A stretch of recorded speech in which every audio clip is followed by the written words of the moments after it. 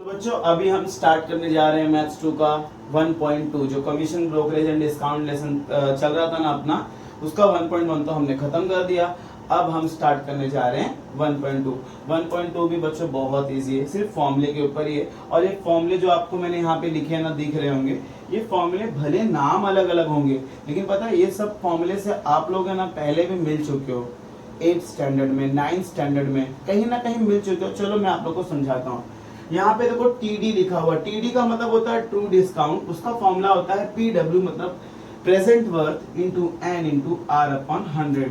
ऐसे सबके फॉर्मूले लिखे हैं। यहाँ पे ट्रू डिस्काउंट है, प्रेजेंट वर्थ है, BD मतलब बैंकर्स डिस्काउंट, मैंने फुल फॉर्म नीचे लिखा है। सम ड्यू, SD मतलब सम ड्यू होता है, BG मतलब बैंकर्स गेन होता है, और BD मतलब बैंकर्स डिस्काउंट होता है, कैश वैल्यू है, फेस वैल्यू है। इस सब का मतलब क्या होता है बच्चों? 8वीं में आपने ये लेसन नहीं पढ़ा था, सिंपल इंटरेस्ट? पता उसमें क्या था कि हम किसी को 1000 रुपया देते हैं प्रिंसिपल अमाउंट, ये सोच करके कि भाई जब तू 2 साल के बाद देगा तो मुझे उस पर तू ब्याज देना, इंटरेस्ट देना। तो वो 1000 रुपये पे मुझे 1100 रुपया देता था, तो 100 रुपया मेरा क्या होता था? इंटरेस्ट। मतलब मेरा अमाउंट मेरे पास कितना है? 1100 रुपया। उस पर ब्याज में कितना कमाया? इंटरेस्ट कितना कमाया? 100 रुपया। तो बच्चों ठीक ये भी वही है कि प्रेजेंट वर्थ जो मतलब होता है उसका मतलब होता है प्रिंसिपल अमाउंट। आपने किसी को 1000 रुपया प्रिंसिपल अमाउंट दिया कुछ साल के लिए, कुछ रेट ऑफ इंटरेस्ट पे, तो आपको जब वो पैसा रिटर्न देने आएगा ना, उस रिटर्न अमाउंट को बोलते हैं सम ड्यू। सम ड्यू मतलब सिंपल इंटरेस्ट के साथ जो अमाउंट आया ना उसको बोलते हैं सम ड्यू। अब बच्चों यहाँ पे BD का मतलब क्या होता है? बैंकर्स डिस्काउंट और बैंकर्स गेन। ये दोनों का थोड़ा सा कनेक्शन साथ में ही है। मैं आपको एक कहानी बताता हूँ, स्टोरी की मदद से आपको समझाने की कोशिश करता हूँ। बच्चों मैं एक दुकान वाला हूँ, मैं राशन का दुकान मेरा चलता है, ठीक है, मान लेते हैं मैं चावल गेहूं राशन की दुकान में यही सब बिकता है। एक कस्टमर आया मेरे पास, उसने मेरे पास से 10,000 का माल खरीदा, पहचान वाला था। तो उसने मुझे बोला कि सर मैं आपको पैसे लेकिन अभी नहीं दे पाऊंगा, 2 महीने के बाद दूंगा, जब मेरा पगार वगैरह जो भी पैसा उसके पास आएगा तब दूंगा। मैं बोला ठीक है यार कोई बात नहीं, पहचान के हो तुम, लेकिन एक काम करता हूँ, बिल बना लेता हूँ, उस बिल पे आप अपना साइन कर लो ताकि मेरे पास एक प्रूफ रहे, ठीक है? उसने बोला ठीक है बना लो। मैंने बिल बनाया और बिल पे मैंने उसका नाम लिखा, अपना नाम लिखा, एड्रेस लिखा उसका, अपना स्टैम्प भी मार दिया दुकान का, और ये लिख दिया कि हाँ भाई ये बंदा 2 महीने बाद पैसा देगा। हुआ क्या बच्चों, मुझे 2 महीने के अंदर ही पैसे की बड़ी जरूरत पड़ गई कि यार कहीं से मुझे 10,000 रुपया मिल जाए, या 10,000 नहीं जो भी अमाउंट की जरूरत पड़ी होगी, मैं सिर्फ 10,000 का एग्जाम्पल लेता हूँ समझाने के लिए। मुझे कहीं से 10,000 रुपया मिल जाएगा ना बच्चों तो मेरा काम बन जाएगा। तो मैं लगाया मेरे दोस्त के पास फोन जो मेरे पास 10,000 का माल खरीद के लेके गया। मेरा भाई पैसे दे सकता है क्या, बहुत अर्जेंट है मेरे को। नहीं सर अभी नहीं दे सकता मैं आपको, मैं पैसे बोला था ना 2 महीने बाद पैसे दूंगा। तब मैं क्या करूँ, उससे तो मांग नहीं सकता, जबरदस्ती भी नहीं कर सकता ना, एज पर लॉ मैं नहीं कर सकता। एग्रीमेंट पे लिखा हुआ 2 महीने बाद दूंगा, एग्रीमेंट नहीं सॉरी बिल पे। तो मैं क्या करूंगा, बैंक वाले के पास जाऊंगा, बैंक वाले को बोलूंगा सर ऐसी दिक्कत है, बताया सब मैंने कहानी उसको। बैंक वाला बोला सर डोंट वरी, हमारे पास आपके प्रॉब्लम का सोल्यूशन है, आप हमको वो बिल दे दीजिए, ठीक है? मेरा ठीक है सर ले लो बिल। बदले में उसने मुझे 10,000 का बिल लेके बदले में मुझे उसने 9,600 रुपये दिए। मैंने बोला सर 400 रुपया ले लिया आपने। मुझसे बोलता हाँ सर हम अपना जो भी आपको जल्दी पैसा दे रहे हैं तो हम कमाएंगे ना, अब हम 2 महीने बाद जाके उससे पैसा 10,000 ले लेंगे और आपको 9,600 अभी मिल गया, अब 400 का तो जुगाड़ आप यहाँ कर ही सकते हो ना। ठीक है भाई, टाइम के पहले पैसा मिल गया वही तो अच्छी बात है। तो बैंक वाले ने मेरे से कितना रुपया कट कर लिया? 400। वो मेरे लिए लॉस हुआ ना, तो मेरे लिए वो बैंक का डिस्काउंट होगा, लेकिन बैंक वाले के लिए 400 रुपया फायदा होगा ना। तो बैंक वाला अपने लिए बोलेगा BG मतलब बैंकर्स गेन, वो बैंक वाले का फायदा था। समझ में आया बच्चों? एक कहानी के माध्यम से तुम लोग को थोड़ा बहुत तो समझ में आ ही गया होगा। तो चलो ठीक है, तो मैंने कहानी की वजह से, कहानी के हेल्प से तुमको समझाने की कोशिश की है। अब यहाँ पे कैश वैल्यू है। कैश वैल्यू भी ये जो कहानी मैंने बताया ना उसी के रिलेटेड है। बच्चों बैंक वाले ने मुझे कितना रुपया दिया था? 10,000 का बिल लेकर के 9,600 ना। तो जो पैसा बैंक वाले ने मुझे दिया ना उसी को हम बोलते हैं कैश वैल्यू। अब मेरे से लिया कितना था? 10,000। वो 10,000 का बिल था ना, जो बिल की वैल्यू होती है उसको बोलते हैं फेस वैल्यू। बच्चों समझ में आया? तो ठीक है, अब ये फॉर्मूले हैं और इसी फॉर्मूले के बेसिस पे हमको ये सारे क्वेश्चंस करने हैं। 1 से लेकर के 7 तक क्वेश्चन बच्चों इस फॉर्मूले पे डिपेंड है, और बाकी सब भी इसी फॉर्मूले पे डिपेंड है, लेकिन थोड़ा डेट वगैरह है, 8th के बाद का क्वेश्चन थोड़ा डेट वगैरह पे है। बट डोंट वरी बच्चों, बहुत इजी है। और इजी नहीं भी होगा तो मैं आपके लिए हूं ना, मैं तो और भी इजी कर दूंगा क्वेश्चन को आपको समझा करके। तो चलो बच्चों शुरू करते हैं हम अपना पहला क्वेश्चन। पढ़ते हैं क्वेश्चन को। क्या लिखा हुआ है? What is the present worth of a sum of rupees 10,920 due 6 month hence 8% per annum simple interest। मतलब मान लो मैंने किसी को प्रेजेंट वर्थ मतलब प्रिंसिपल अमाउंट दिया था किसी को, वो बंदे ने मुझे लौटाया कितना 10,920 रुपए मुझे लौटाए। अच्छा मैंने उसको 6 महीने के लिए दिए थे हाँ, और 8% इंटरेस्ट लगा के बोला था देना मुझे। तो एक बात बताओ, जब उसने मुझे 10,920 रुपए लौटाए 6 महीने के टाइम के बाद और 8% ब्याज पे 8% इंटरेस्ट पे, तो मेरा प्रिंसिपल अमाउंट मैंने कितना दिया था। तो मतलब मुझे इसके अंदर क्या निकालना है बच्चों, प्रेजेंट वर्थ निकालना है, प्रेजेंट वर्थ निकालना है। और मुझे क्या क्या दिया हुआ है, सम ड्यू दिया हुआ है ना, सम ड्यू मैंने बताया ना कितना रुपया हमको रिटर्न मिलता है, कितना दिया बच्चों 10,920 रुपीज दिया हुआ है हमको बच्चों। एन भी तो मालूम है 6 मंथ, लेकिन बच्चों याद रखना इस क्वेश्चन में ना, इस चैप्टर के 1.2 में जितना भी अगर मंथ में दिया रहेगा ना आपको, तो उसको ईयर में कन्वर्ट कर लेना। ईयर में कन्वर्ट करना बड़ा आसान है, डिवाइड बाय 12 कर दो, जो भी महीना दिया रहेगा आप उसको कट करके छोटा कर लो, 6 1 6 6 2 12, तो आपका क्या आ गया हाफ ईयर 1/2 ईयर। कुछ भी महीना रहेगा डिवाइड बाय 2 करके ईयर में कन्वर्ट कर, डिवाइड बाय 12 करके ईयर में कन्वर्ट कर लो। रेट ऑफ इंटरेस्ट भी बच्चों आपको दिया हुआ है 8%। आपको क्या निकालना है, प्रेजेंट वर्थ। बच्चों प्रेजेंट वर्थ कहाँ पे, देखो इस फॉर्मूले में प्रेजेंट वर्थ ये रहा इस फॉर्मूले में, है ना। तो हम क्या लगाएंगे फॉर्मूला, टीडी का फॉर्मूला लगाएंगे। देखो बच्चों हमने टीडी का फॉर्मूला क्यों लगाया अभी आपको समझ में आ जाएगा। तो क्योंकि मुझे देखो प्रेजेंट वर्थ इसी फॉर्मूले में दिखा ना, अब फिर टीडी का फॉर्मूला मैंने क्यों लगाया अभी मैं आपको समझाता हूँ। देखो टीडी का फॉर्मूला क्या होता है, present worth into N into are upon 100। मैं बताता हूँ बच्चों मैंने फॉर्मूला क्यों लगाया, ठीक है। जैसे कि हमको टीडी की वैल्यू भी तो पता नहीं है, प्रेजेंट वर्थ भी नहीं पता है, एन पता है हमको हाफ, आर भी पता है हमको 8 डिवाइड बाय 100। अब बच्चों हम क्या करेंगे, इसको कट कर देते हैं, ठीक है। 2 1 2 2 4 8, अब 4 1 4 4 25 100। समझ में आया बच्चों। तो आपका टीडी कितना हो गया, आपका टीडी कितना हो गया बच्चों, ऊपर सिर्फ पीडब्ल्यू ही बचा ना, पीडब्ल्यू अपॉन 25। देखो टीडी आ गया बच्चों। अब ध्यान से देखना, इसको जरा ध्यान से देखना। आप ये फॉर्मूला क्या है, सम ड्यू, यहाँ पे करता हूं बच्चों में, क्या फॉर्मूला है, sum due is equal to PW plus TD.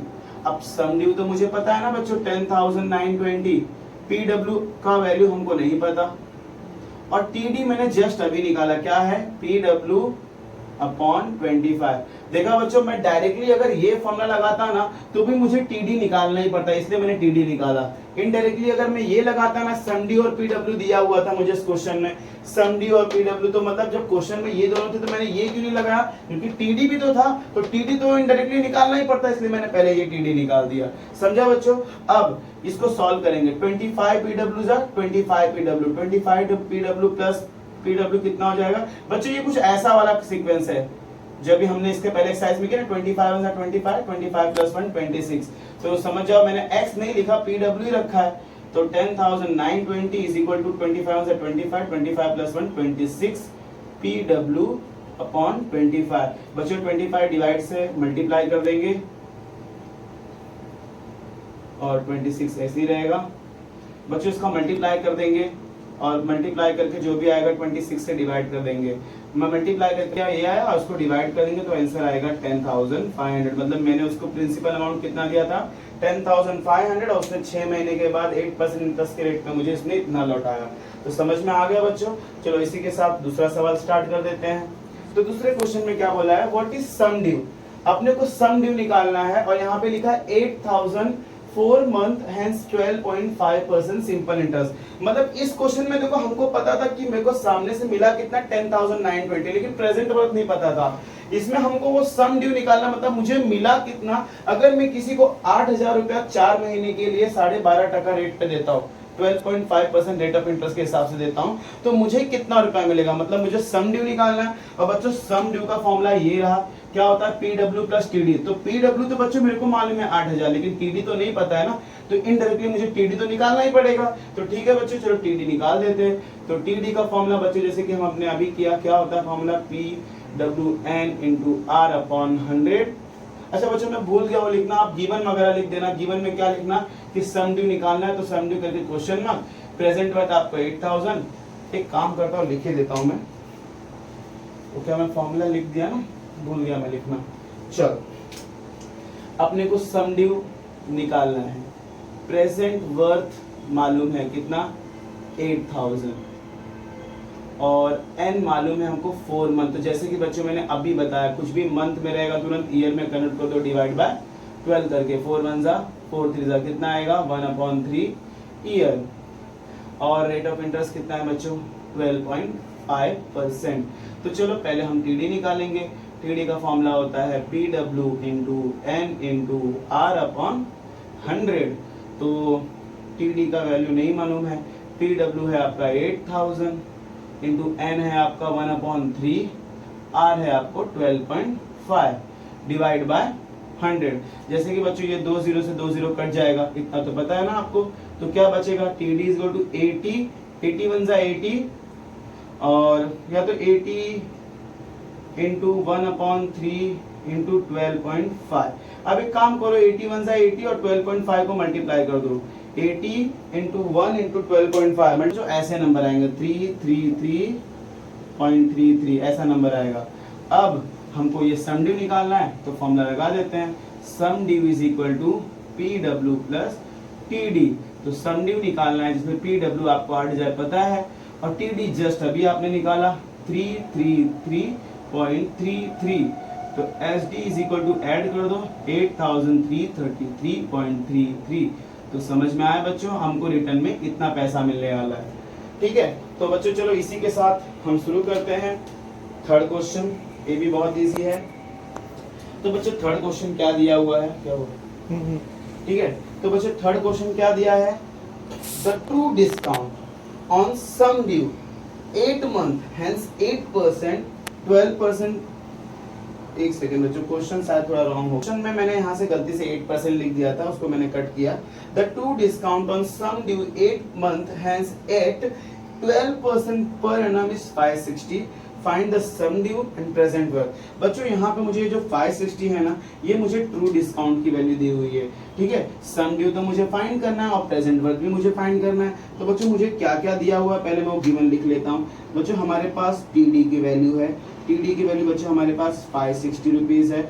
बच्चों हमारे पास N भी है, कितना, 8 मंथ है। ठीक है, 8 मंथ ईयर में कन्वर्ट करेंगे, 8 डिवाइड बाय 12। तो क्या करेंगे, 4 2 जा 4 3 जा, तो बच्चों क्या आ जाएगा, 2/3 ईयर। ठीक है बच्चों, बोलो समझ में आया। ओके, और आपको रेट ऑफ इंटरेस्ट भी तो दिया हुआ है 12%। तो हमको क्या क्या निकालना है, सम ड्यू निकालना है और प्रेजेंट वर्थ भी निकालना है बच्चों। अब देखो हमारे पास बच्चों TD भी है, N भी है, R भी है। हमको सम ड्यू निकालना है और प्रेजेंट वर्थ निकालना है। तो क्या TD का कनेक्शन PW से लेकर के मैं ये फॉर्मूला लगा सकता, TD मालूम है, PW निकालना है, तो इस फॉर्मूले से मेरा TD निकल जाएगा ना बच्चों। तो चलो मैं सबसे पहले वही फॉर्मूला लगाता हूँ। क्या फॉर्मूला होता है, TD is equal to PW into N into R upon 100। तो जिसमें से TD की वैल्यू आपको पता है ना बच्चों 560, PW अपने को नहीं पता है, N अपने को पता है 2/3 और रेट ऑफ इंटरेस्ट 12 है, डिवाइड बाय 100। 3 1 जा 3, 3 4 जा 100, अब 4 1 जा 4, 4 25 जा 100। ठीक है बच्चों, तो अब यहाँ पे करते हैं हम 560 इज इक्वल टू क्या बचेगा ऊपर, 2PW ना बच्चों, 2PW अपॉन 25। अब ये 25 डिवाइड से यहाँ मल्टीप्लाई हो जाएगा, तो कुछ ऐसा हो जाएगा बच्चों, 2PW 560 इंटू 25। अब ये 2 उधर आके क्या हो जाएगा, डिवाइड 560 इंटू 25 डिवाइड बाय 2। बच्चों अगर आप इस 2 को 560 से कट करोगे तो 280 आएगा। अब PW निकालने के लिए 280 का मल्टीप्लाई बच्चों आ गया 7000। तो बच्चों देखा हमने कितने आसानी से PW निकाल दिया। अब चलो हमको और क्या निकालना है, सम ड्यू। तो हमारे पास सम ड्यू का तो फॉर्मूला है। सम ड्यू का फॉर्मूला क्या है हमारे पास, PW plus TD, PW plus TD। तो PW हमने अभी जस्ट निकाला 7000 और TD हमारे पास तो गिवन था 560। ऐड कर देंगे बच्चों तो कितना आएगा 7000 560। तो समझ में आया बच्चों? देखो इस क्वेश्चन से हमको ये समझ में आया कि हमने किसी को 7000 दिया था, हमको 7560 मिला। इस बीच में हम कितना इंटरेस्ट कमाए? 560 ना, वही हमारा इंटरेस्ट जो हम कमाते हैं ना, उसी को हम ट्रू डिस्काउंट कहते हैं बच्चों। समझ में आया? तो हमारा ये क्वेश्चन नंबर 3 भी हो गया। चलो बच्चे इस क्वेश्चन का 4th वाला क्वेश्चन खत्म करते हैं इस लेक्चर का। आगे क्या लिखा हुआ है, चलो 4th वाला क्वेश्चन देखते हैं बच्चों। बड़ा ही सिंपल क्वेश्चन है, इक्वेशन बनाया हुआ है, इक्वेशन की मदद से सॉल्व करेंगे। इसके अंदर क्या लिखा हुआ है? The true discount on sum is 3/8 of sum due. देखो कंडीशन कैसा, इक्वेशन बोल रहा है ट्रू डिस्काउंट मतलब टीडी ऑन सम इज मतलब इज इक्वल टू 3/8 ऑफ किसका सम ड्यू का। देखा बच्चों कैसे बोला है क्वेश्चन? ट्रू डिस्काउंट इज मतलब is equal to 3/8 of sum due. समझ में आया? ये कंडीशन उसने अपने को दिया हुआ है। और रेट ऑफ इंटरेस्ट बच्चों कितना बोला है? 12%। और बोलता है find the period of the bill. Period of the bill मतलब एन नहीं पता है, हम लोग को एन पता ही नहीं है। मतलब समझ में आया ना? ये कैसे हमने डिकोड किया, समझ में आया ना? इसको कैसे हमने पढ़ करके ऐसा बना दिया। ट्रू डिस्काउंट मतलब टीडी, इज मतलब इज इक्वल टू 3/8 ऑफ मतलब इनटू ऑफ सम ड्यू। समझ में आया बच्चों? अब देखो हमारे पास बच्चों यहाँ पे टीडी दिया हुआ है ना? हमारे पास टीडी दिया हुआ है तो हम टीडी का ही फॉर्मूला लगाएंगे, है कि नहीं? तो फॉर्मूला हमको मालूम है टीडी का क्या होता है? PW into N into are upon 100। तो TD is equal to PW कितना दिया हुआ है बच्चों? PW अपने को नहीं पता है, इंटू एन पता है नहीं, आर पता है यस, डिवाइड बाय 100। बच्चों टीडी की भी तो वैल्यू पता है ना अपने को, सॉरी हमने यहाँ लिखा नहीं। क्या पता है टीडी की वैल्यू? 3/8 ऑफ SD, है कि नहीं बच्चों? बच्चों एक बात बताऊं, ये तो रहने दो, आपको एक हिंट बताता हूं, इसी के बाद ही करेंगे। आपको टीडी पता है और आपको निकालना क्या है? पीरियड ऑफ द बिल, है कि नहीं बच्चों? तो एक काम करते हैं हम, ये जो हम लोग को यहाँ पे सम ड्यू की वैल्यू दी हुई है ना, क्या है? PW plus TD। पहले हम ये लगा देते हैं, क्योंकि देखो SD is equal to PW अपने को नहीं पता है ना। मैंने ये फॉर्मूला पहले क्यों लगाया पता है? जब हमको यहाँ पे अभी देखो PW मिल जाएगा, TD की वैल्यू अपने को पता है, कितनी है TD की वैल्यू? 3/8 सम ड्यू। अब ये 3/8 सम ड्यू सम ड्यू के पास आएगा तो माइनस हो जाएगा। अब इधर देखो 8 1 जा 8, 8 minus 3 5 SD upon 8 is equal to क्या हो गया?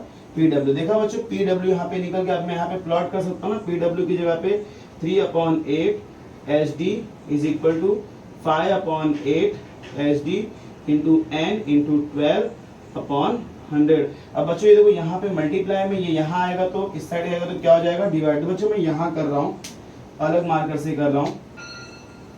तो देखो 3 ये इसके आगे का पार्ट है, 3/8 SD इंटू जब ये इस साइड आएगा तो उल्टा रेसिप्रोकेट हो जाएगा, 8/5 SD। इस साइड क्या बचेगा बच्चों? n into 12/100। SD cut 8 cut, तो बच्चों यहाँ पे क्या बचेगा? 3/5 और 12n/100। बच्चों अभी यहाँ पे आपको क्रॉस मल्टीप्लाई करना है, तो क्रॉस मल्टीप्लाई करोगे तो क्या होगा? 12 का मल्टीप्लाई 5 से होगा, 12n का मल्टीप्लाई 3 इंटू 100।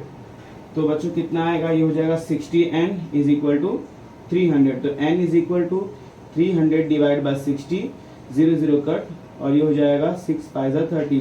तो n इज इक्वल टू बच्चों आ गया 5 years। तो बच्चों देखा ना आपने, पहले हमने ये फॉर्मूला क्यों लगाया पता है? ये फॉर्मूला लगाया, जब मैं ये फॉर्मूला डायरेक्ट लगा रहा था टीडी का, तो मेरे पास PW की वैल्यू नहीं थी। तो जब मैंने इस फॉर्मूले पे गौर किया SD is equal to PW plus TD, जिसमें मेरे पास PW की वैल्यू तो नहीं थी, बस मेरे पास TD की तो वैल्यू थी ना, क्वेश्चन में दिया हुआ था। तो मैंने यहाँ पे जब TD की जगह पे देखो 3/8 SD लिखा, तो SD सेम हो गया, माइनस किया इन लोग को, ये वैल्यू आ गया, मतलब PW की वैल्यू आ गई, वो मैंने यहाँ पुट किया और यहाँ पे मल्टीप्लाई से जब इधर लेके आया तो रेसिप्रोकेट किया, SD कट 8 कट तो 3/5 बचा बच्चों। अब यहाँ पे क्रॉस मल्टीप्लाई करके हमने n की वैल्यू निकाल ली। तो ठीक है बच्चों, यहाँ तक समझा आप लोग को? तो आगे बताया था 1 से लेकर 7 क्वेश्चन एक जैसे हैं, और 8 से लेकर के जो 15 का क्वेश्चन है वो थोड़ा अलग है। अलग मतलब है इसी फॉर्मूले से बनता है, बट उसमें थोड़ा डेट वगैरह है, बिल्स ऑफ एक्सचेंज है, उसमें बिल्स के ऊपर है सब कुछ। तो ये सारे 3 सम एक जैसे हैं, तो इसको हम खत्म कर देते हैं, फिर नेक्स्ट हम वो जो बिल वाला सम है उस पे हम आ जाएंगे। ठीक है, तो चलो आज हम लोग ये 3 सम खत्म करते हैं।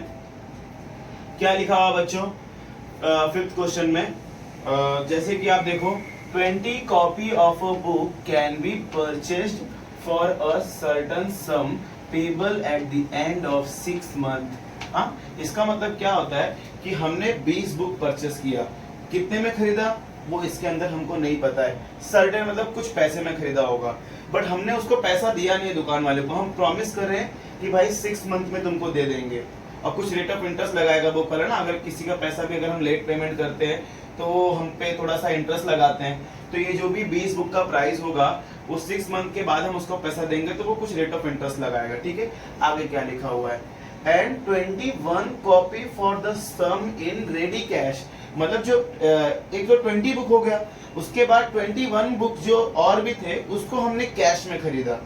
ठीक है, उसको हमने कैश में खरीदा। अब बच्चों ये लाइन का मतलब एक और भी है कि इसका एक मतलब ये है कि इस जो लाइन इसमें लिखा हुआ है उसके दो मतलब है इसी में। पहला तो बोल रहा है कि 21 कॉपी ऑफ बुक हमने कैश में खरीदा, और दूसरी चीज ये कह रहा है कि 21 कॉपी का जो भी बुक है प्राइस वो 20 कॉपी बुक ऑफ प्राइस के इक्वल होगा। देखो लिखा ना, मैंने शायद लाइन लिखा नहीं है, सम इन सेम रेडी कैश आएगा यहाँ पे। आप लोग अपने बुक टेक्स्ट बुक में क्वेश्चन देख सकते हो, सेम लिखा होगा, मतलब जो भी 20 कॉपी का प्राइस होगा उतना ही 21 कॉपी का भी प्राइस होगा।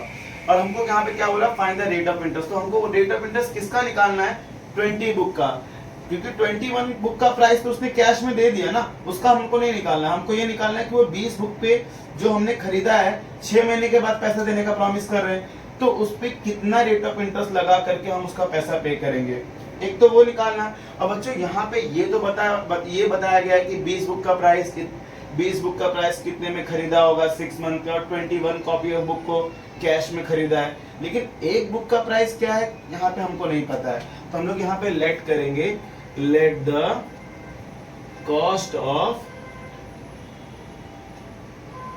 1 बुक बी ₹X। अच्छा बच्चों, अगर एक बुक का प्राइस X है तो 20 बुक का प्राइस क्या होगा, 20X होगा। और हम 20 वाली बुक के बारे में क्यों बात कर रहे हैं, क्योंकि उसी का प्राइस नहीं दिया हुआ है। 21 कॉपी ऑफ बुक का तो प्राइस कैश में दे दिया, उसके बारे में हम बात नहीं करते। ठीक है, हाँ बस उसका यूज एक जगह पे आएगा, अभी मैं बताता हूँ।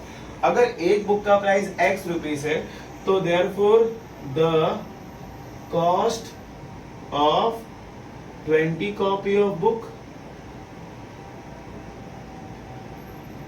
Is equal to 20X। सही बात है ना बच्चों, एक बुक का प्राइस अगर X है तो 20 बुक का प्राइस 20X है कि नहीं। अब क्वेश्चन क्या बोल रहा है, जो भी 21 कॉपी ऑफ बुक है उसका पैसा हमने कैश में दे दिया, लेकिन वो सेम है 20 कॉपीज के, तो ऐसा लिखेंगे ऐसा लिखेंगे the cost of 21 copies of book is as same as cost of 20 books। ठीक है, 20 copy of books, 20 copies of books. समझ में आया बच्चों, क्वेश्चन बोलना चाहता है कि जितना ही प्राइस 21 बुक का होगा उतना ही प्राइस 20 बुक का भी। क्यों बताऊं क्यों बराबर हो गया, क्योंकि 20 बुक जो खरीदा था उसको 6 महीने बाद दे रहा है, तो ऑब्वियसली जब तुम पेमेंट लेट करोगे तो इंटरेस्ट तो लगेगा ही। तो पहले कम था, अगर तुम कैश पेमेंट कर देते 20 बुक पे तो 21 जो बुक था उससे उसका प्राइस कम होता, लेकिन तुम लेट पेमेंट कर रहे हो इसलिए इंटरेस्ट चार्ज हुआ होगा, इसलिए 21 और 20 बुक का प्राइस सेम हो गया होगा। तो कुछ ऐसा है इसका मतलब। तो बच्चों अब बताओ, हमको एक बुक का प्राइस नहीं मालूम है, और अगर एक बुक का प्राइस मालूम पड़ जाएगा तो 20 बुक का प्राइस भी अपने को पता चल जाएगा। ठीक है, लेकिन हमको बुक का प्राइस नहीं निकालना, हमको बुक के प्राइस के हेल्प से क्या निकालना है, रेट ऑफ इंटरेस्ट की। और जो भी 20 बुक का प्राइस होगा उसके ऊपर कितना रेट ऑफ इंटरेस्ट लगा होगा 6 महीने के बाद अगर हम पैसा दे रहे हैं तो देखो हमको एक बुक का प्राइस निकालना है, तो एक बुक का प्राइस निकालना है तो उसको x लिखेंगे, इज इक्वल टू, उसको हम किसकी हेल्प से निकालेंगे, 20 बुक के हेल्प से, इसलिए 20x, उस पे कितना मंथ लग रहा है 6 मंथ ना, तो 6 मंथ को ईयर में कन्वर्ट करने के लिए बच्चों मैंने बताया था 6/12 कर देने का, और रेट ऑफ इंटरेस्ट अपने को नहीं पता है तो हम क्या करेंगे R/100 कर देंगे। ठीक है बच्चों, क्या कर देंगे R/100, क्योंकि रेट ऑफ इंटरेस्ट अपने को नहीं पता है। मैंने क्या किया, एक बुक का price is equal to 20 book का प्राइस, एक बुक का price is equal to 20 book का प्राइस, जितना भी एक बुक का प्राइस रहेगा वो निकालने के लिए मैंने क्या किया 20 बुक के प्राइस से हेल्प लिया है। 20 बुक का प्राइस वो भी कितने महीने में पे कर रहे हैं पैसा, 12 मंथ में, और रेट ऑफ इंटरेस्ट पता नहीं है। देखो बच्चों ये x कट जाएगा तो इधर 1 बचेगा, इधर 20 इंटू 6/12 इंटू R/100। अब इसको कैंसिलेशन करते हैं, 0 0 कट, 2 1 जा 2 5 जा 6 1 जा 6 6 2 जा 12। बच्चों क्या आ गया, 1 इज इक्वल टू ऊपर R बचेगा, नीचे 5 2 जा 10। अब 10 डिवाइड से यहाँ मल्टीप्लाई हो जाएगा तो 10 1 जा 10। तो बच्चों R की वैल्यू आ गई 10%, मतलब जो भी 20 बुक का प्राइस होगा, जो भी होगा उस पे हम जब पैसा पे करने जाएंगे तो रेट ऑफ इंटरेस्ट कितना लगेगा, 10% लगेगा। समझ में आया बच्चों? तो देखो अब ऐसे भी समझ सकते हो, जैसे 20 बुक है उसमें 10% ऐड कर दो तो 21 ही होगा ना, इसलिए कहा गया है कि 21 बुक का प्राइस 20 बुक के प्राइस के सेम है। कैसे सेम हुआ है, क्योंकि 10% इंटरेस्ट लगा है। समझ में आया? मतलब 20 बुक के प्राइस पे अगर 10% निकालोगे तो 21 हो रहा है, एग्जाम्पल यार समझ लो, और 21 का प्राइस तो 21 है, तो देखो इस तरह से दोनों सेम हो गए। आया बच्चों समझ में? तो ये मैंने ये अमाउंट के लेके तुमको समझाने की कोशिश की है, तो ये समझ में आया? तो चलो आगे आप क्वेश्चन स्टार्ट करते हैं। क्वेश्चन नंबर 7, क्वेश्चन नंबर 7 नहीं सर, सबसे पहले क्वेश्चन नंबर 6 करते हैं। यहाँ है क्या लिखा हुआ है, find the true discount, bankers discount and bankers gain. तीन चीजें फाइंड कर रही है, ट्रू डिस्काउंट फाइंड करना है, बैंकर्स डिस्काउंट फाइंड करना है, बीडी भी फाइंड करना है, और बैंकर्स गेन भी फाइंड करना है, बीजी भी फाइंड करना है। हमको दिया क्या है 4240 ड्यू, मतलब बिल का प्राइस दिया, बिल का प्राइस कितना 4240, मतलब सम ड्यू कितना दिया हुआ है, सम ड्यू 4240, और बिल के प्राइस को हम लोग सम ड्यू बोलते हैं। देखो यहाँ पे ड्यू लिखा भी हुआ है, इससे भी पता लगा सकते हो कि ये सम ड्यू है। एंड कितना दिया है बच्चों, 6 मंथ दिया हुआ है। अब मंथ है तो हम इसको ईयर में कन्वर्ट करने के लिए क्या करेंगे, डिवाइड बाय 12 करेंगे, 6 1 जा 6 2 जा 1/2 ईयर आ जाएगा। और इसके बाद रेट ऑफ इंटरेस्ट कितना दिया हुआ है 9%। बच्चों हमको टीडी, बीडी और बीजी तीनों निकालना है। हम हमारे पास इंफॉर्मेशन सिर्फ एचडी दिया हुआ है, एन दिया हुआ है, आर दिया हुआ है। तो बच्चों देखो फॉर्मूला लिखा हुआ है मेरे पास, देखो बीडी का फॉर्मूला है, तो बीडी के फॉर्मूले का क्या है, H D into N into R/100, और ये तीनों वैल्यू मेरे पास है, तो इससे हमारा बीडी निकल जाएगा। तो हम यहाँ पे पहले बीडी निकालते हैं, तो मैं फॉर्मूला लिख देता हूँ। क्या है फॉर्मूला, कि BD is equal to H D into N into R/100। तो बच्चों मैंने फॉर्मूला तो लिख दिया, आप चलो वैल्यू प्लॉट करते हैं फॉर्मूले के अकॉर्डिंग। तो बीडी की वैल्यू नहीं पता है, एचडी की वैल्यू तुमको दिए हुए 4240, एन पता है हमको 1/2, आर भी पता है 9/100। तो बच्चों 0 0 कट, 2 से इसको कट करेंगे तो 2 1 2 आ जाएगा, कितना आ जाएगा 2 1 2। तो बीडी इज इक्वल टू 2 1 2 का मल्टीप्लाई 9 1 से 9, 2 1 2 मल्टीप्लाई बाय 9। बच्चों अगर इसको 9 से मल्टीप्लाई करके 10 से डिवाइड करेंगे तो आता है 1908, डिवाइड बाय 10 करेंगे तो बच्चों आएगा 190 पॉइंट आ गया। अब एक बात याद रखना, कभी भी जिस क्वेश्चन में बीडी और टीडी दोनों साथ में रहे, और बीडी और टीडी दोनों साथ में रहेगा, तब कभी भी फॉर्मूला बच्चों ये वाला लगाने का, जिसमें मैं मार्कर से हाईलाइट कर रहा हूँ। देखो जब बीडी और टीडी दोनों साथ में रहेगा तो क्या फॉर्म, एक सेकंड में रेड मार्कर से लिखता हूँ। फॉर्मूला क्या है, मैं लिखता हूँ BD is equal to TD plus interest on TD for n years at R% per annum. ठीक है बच्चों, तो ये फॉर्मूला है। अब कैसे इसको वैल्यूएट करेंगे, देखो बीडी की वैल्यू आपके पास कितनी है 190.8, टीडी आपके पास नहीं पता है, interest on TD for n years, मतलब टीडी के ऊपर इंटरेस्ट और n ईयर्स के लिए, n ईयर्स आपको पता है ना, ईयर कितना है हाफ, मतलब हाफ, और रेट ऑफ इंटरेस्ट कितना है R%, वो भी आपको 9 दिया हुआ, 9/100। देखो पहले टीडी, इंटरेस्ट ऑन टीडी, मतलब टीडी के ऊपर इंटरेस्ट कितने महीने के लिए, n ईयर्स के लिए R% के रेट ऑफ इंटरेस्ट थे, तो टीडी के ऊपर हाफ ईयर R% पर 9% के अकॉर्डिंग। तो इसको सॉल्व करते हैं, 190.8 TD प्लस, अब ये 9 1 9, 9 को TD से मल्टीप्लाई करेंगे तो 9 TD हो जाएगा और ये 200 हो जाएगा। अब इसको कैसे सॉल्व करना है, 200 का TD में मल्टीप्लाई करेंगे, 200 TD प्लस 9 TD कितना हो जाएगा, 209 TD, ठीक है, 209 TD डिवाइड बाय 200।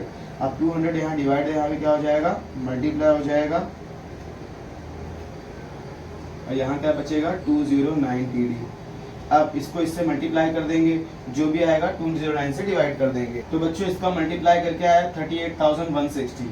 अब 209 जो है उसको डिवाइड कर देंगे TD फाइंड करने के लिए, तो 38,160 डिवाइड बाय 209, 82.58।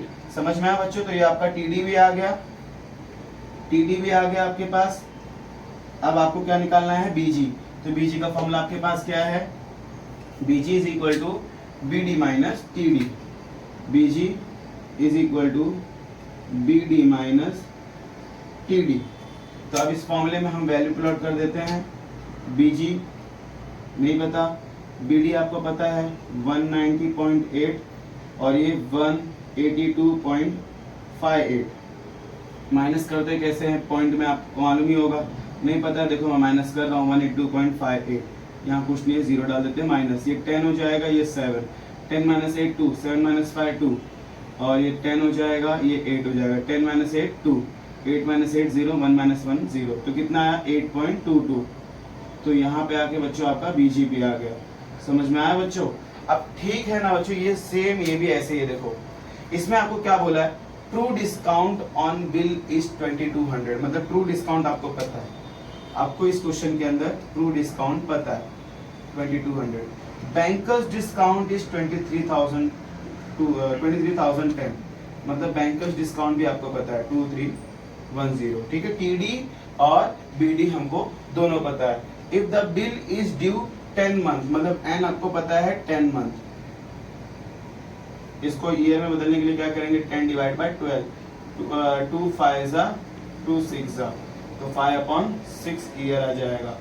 और रेट ऑफ इंटरेस्ट अपने को नहीं पता है, मतलब TD और BD दिया हुआ है, N दिया हुआ है और R निकालना है। तो अभी मैंने बताया जिस क्वेश्चन में TD और BD दोनों दिया रहेगा तो ये वाला फॉर्मूला लगा देने का बच्चों। फॉर्मूला बहुत ध्यान से देखना, तो मैं फॉर्मूला लिखता हूँ, क्या है, BD is equal to TD plus interest on TD for N years at R% per annum। ये फॉर्मूले से अभी हमने ये सॉल्व किया ना, ठीक ऐसे ये भी सॉल्व करना है, ठीक है। अब BD की वैल्यू आपके पास है 2310, इसकी value 2200 plus interest on TD, मतलब TD के ऊपर इंटरेस्ट, अब TD की वैल्यू कितनी है 2200 ना, उसके ऊपर इंटरेस्ट कितना है R%, R% मतलब कितना है वो नहीं दिया हुआ है, मतलब R/100 ऐसे ही रहेगा, इंटू N ईयर पता है कितना है 5/6। समझ में आया? अब इसको सॉल्व करेंगे, देखो पहले ये अपना अलग किसी, ये अपना अलग है और ये प्लस वाला अलग है, तो ये प्लस जो यहाँ आगे क्या हो जाएगा बच्चों, माइनस हो जाएगा, और यहाँ पे खाली ये बचेगा 2200 इंटू R/100 इंटू 5/6। ये दोनों को माइनस करेंगे तो 110 आ जाएगा, और ये 2 0 से 2 0 कट, अभी ये 2 3 जा 2 11 जा 2 से कट किया, तो 11 5 जा 55 R हो जाएगा इधर, और नीचे 3। अब 3 इधर डिवाइड है, यहाँ आगे क्या हो जाएगा बच्चों, मल्टीप्लाई 110 इंटू 3, और इधर बचेगा 55 R। बच्चों यहाँ मैं सॉल्व कर देता हूँ, तो ये ऐसे ही रहेगा 110 इंटू 3 और 55 यहाँ मल्टीप्लाई से क्या हो जाएगा, डिवाइड, 55 1 से 55, 55 2 जा 110 और 2 3 जा कितना हो जाएगा बच्चों 6%, तो R की वैल्यू आ गई। कुछ इस तरह से हमारा यहाँ पे रेट ऑफ इंटरेस्ट निकल गया। समझ में आया बच्चों? तो हमने आज यहाँ पे 3 क्वेश्चन किए। पहले क्वेश्चन में हमने क्या निकाला, रेट ऑफ इंटरेस्ट निकाला, कि हमने 20 book 20 copy of book purchase किया था, जो कि उसका प्राइस 21 बुक के जैसा सेम था। क्यों? क्योंकि अगर कोई भी बुक अगर आप खरीदते हो और अगर आप उसका टाइम एट द टाइम पे नहीं करते उसका अमाउंट, तो अगर आप थोड़े टाइम के बाद पे करने आओगे तो वो इंटरेस्ट लगा करके आपसे पैसे लेगा ना। तो यहाँ पे 20 बुक का प्राइस जो था अपने को नहीं मालूम है, लेकिन जब उसको मैं 6 महीने के बाद देने आया ना, तो उसका रेट ऑफ इंटरेस्ट लगा के पैसा इतना बढ़ गया कि उसका प्राइस और 21 बुक का प्राइस सेम हो गया। तो हमको एक बुक का प्राइस नहीं पता था, तो हमने एक बुक के प्राइस को क्या मान लिया, x, और 20 बुक के प्राइस को हमने 20x ले लिया, क्योंकि बच्चों समझ आता ही है ना समझ में कि एक बुक का प्राइस अगर x रुपया है तो 20 बुक का प्राइस 20x हो जाएगा। ठीक वैसे कि अगर एक पेन 10 रुपए का तो 10 पेन 100 रुपए का, समझ में आया, एक पेन 10 रुपए का तो 10 पेन 100 रुपए का, मल्टीप्लाई कर दो। ठीक है, ऐसे ही वही कॉन्सेप्ट यहाँ पे भी लगाया। अब मैंने बताया ना कि 21 बुक का प्राइस 20 बुक के प्राइस कैसे सेम हुआ, क्योंकि अगर आप थोड़े टाइम के बाद पैसे दोगे तो रेट ऑफ इंटरेस्ट लगाएगा आपके ऊपर। तो कुछ इस तरह से 20 बुक का प्राइस और 21 बुक का प्राइस सेम हो गया, तो वो स्टेटमेंट मैंने यहाँ पे लिखा। और यहाँ पे एक बुक का प्राइस लिखा है x is equal to 20 book. अभी एक बुक के प्राइस को मैंने 20 बुक के प्राइस से क्यों मैच किया पता है, जो भी एक बुक का प्राइस होगा और जो भी 20 बुक का प्राइस होगा उन सब पे हाफ मंथ का रेट ऑफ इंटरेस्ट लगा होगा। मतलब ऐसे अगर 20 बुक के प्राइस पे अगर आप 20 बुक का प्राइस अगर आप 6 महीने बाद दे रहे हो, उस पे जो भी रेट ऑफ इंटरेस्ट लगा होगा वो सारा रेट ऑफ इंटरेस्ट हर एक बुक पे भी चार्ज तो हुआ रहेगा ना बच्चों, की वो सब बुक 20 बुक में ही आते हैं। तो वो एक बुक के प्राइस से हमने 20 बुक का हेल्प लेकर के हाफ मंथ 6 मंथ मतलब वही और r/100 करके हमने सॉल्व किया, x कट किया, उसके बाद जो भी मैथमेटिकल करके r की वैल्यू आ गई। इसमें बच्चों हमने सिर्फ फॉर्मूला लगाया था bd का फॉर्मूला लगा करके, फिर मैंने बताया bd और td जिस साथ में रहेंगे तो हमने बोला ये फॉर्मूला लगाओ, और कुछ इस तरह से हमने हमारा bd निकाला था, सॉरी td निकाला था, फिर bg का फॉर्मूला लगाया, bd माइनस td किया। तो ये वाला जो कॉन्सेप्ट है ना बच्चों, ये जो यहाँ से ये 6 वाला सम था ना, वो बस यहाँ से वही सम इसका हाफ पार्ट है। यहाँ पे TD भी दिया हुआ है, BD भी दिया हुआ है और N दिया हुआ था, हमको रेट ऑफ इंटरेस्ट निकालना। जैसे कि मैंने बताया है TD और BD दिया रहेगा तो हमको यही फॉर्मूला लगाना होता है। तो कुछ इस तरह से मैंने ये फॉर्मूला लगा करके आगे वैल्यू निकाली। तो समझ में आया बच्चों?